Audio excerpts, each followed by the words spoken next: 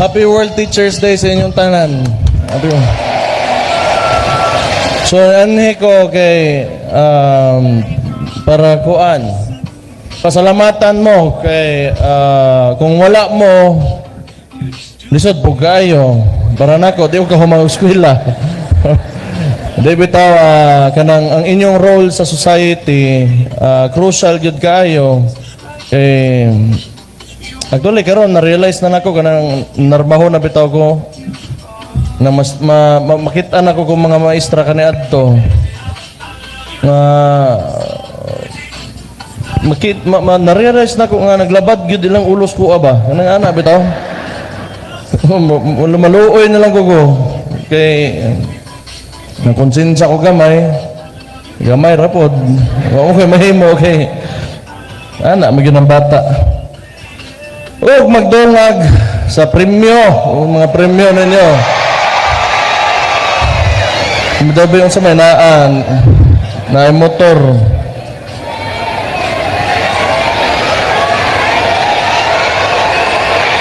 sa bahay noisy duha ka motor na inyo hadre ha tikin sana adeped na magbuta hatag taga-tuwa NMAX kaya NMAX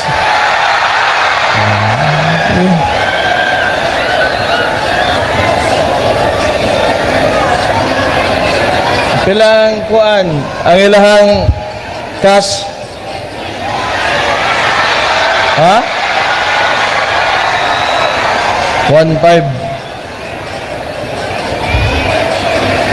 JC wa pagani sigurado gid kay mo so ba man more man to pasalamat lang gyud me bato kabalo mo ako narbaho na mako karon titibok adlaw makita na lang gud nako na ako mga anak muulig balay gikag eskwelahan nya ang gatan-aw na mga kamo na dakog utang kabubuton tanan ming mga ginikanan nga unsa nga ginabilin namo among mga anak sa inyo ha so importante nga malipayon pod mo no gilisod kaayo nga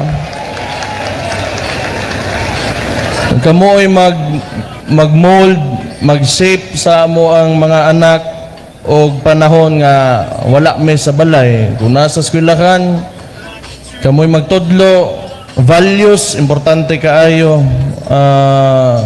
moy medyo wala nato karon growing natong city medyo nakadaghan ang tao so wala na kayo dili na kayo intimate ang mga interaction sa mga tao compared kung mas gamay ang imuhang society di parang bukid ba mo kag bukid okay raman kay mga tao mauwaw pa, respeto pa kay mag-ilanay raman mo.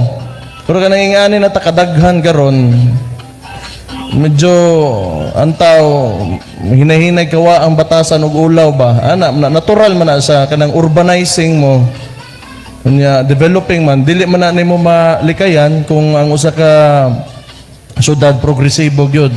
So naagin na advantages and disadvantages. So mauna nga gibuhat nato tong Dabawenyo disiplinado kauban sa culture of security nato nga module. Importante kaayo to remind the students nga magdako sila nga naay values. So importante gyud kaayo kung gusto nato nga mulambo pa ta unya mo abante pa gyud ang atong lugar sa sakto nga pamaagi ug nindot nga pamaagi, importante kaayo ang pamatasan gihapon. So pakpak siguro mo kay nagisugda naman. Pero I hope you agree with me on that ba kay ang ato ramang gyud dire makaproduce ta og mga kuan mga estudyante from being students to kanang hantod sa mahuman sila eskwela nga contributors gid sila sa society unya moda like I said earlier kung dili tungod ninyo para mo shape ano yung mga next generation nato kung mga generation nga mupuli nato nako pod medyo maglisod og ang atong lugar maglisod kung tanan hindi kibaw mga ana ba mo lagi batasan importante gyud kaayo ron aron mga panahon na mo na ang palit ng kuan batasan palito na lang unta nato. Pero sige, kay para importante, like I said, nga dili man ta kuan makahatag og kalipay sa atong mga estudyante kundi ta malipayon, tama ba? Oh, lungaga na tong 500 ang GC nila. Karo.